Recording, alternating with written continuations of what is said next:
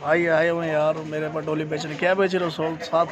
یہ بھائی کسان انکل جی ڈوئی بیچے ہیں. گھر کی ڈوئی ہے, گرم ڈوئی ہے, ابھی مال کھاؤ. گرم ڈولی ہے گھر کی؟ آدم پورے شہر میں دے گئے. بھائی نہیں دیکھو گرم گرم کولر کے اندر لگایا ہوا ہے. دیکھو کیا بیچ رہے ہو, دکھاؤ ذرا.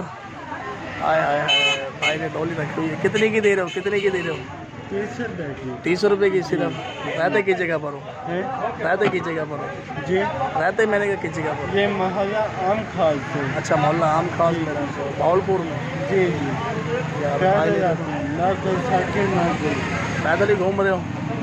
آئے آئے یار بھائی نے دیکھو کولر کے اندر ہی لگایا ہوا. دکھانا ذرا کھول کے. دیکھو بھائی نے کتنا سارا مال اندر رکھا ہوا ہے ڈولیوں کو. گرم گرم فریش ہے, خوشبو بڑی اعلیٰ آ رہی ہے یار بھائی. ادھر سے ایک اور لٹیرا آ گیا. کیا کہہ رہا ہے بھائی تو بھی؟ 2 ڈولیاں. چل 2 ڈولیاں دے یار استاد. زبردست.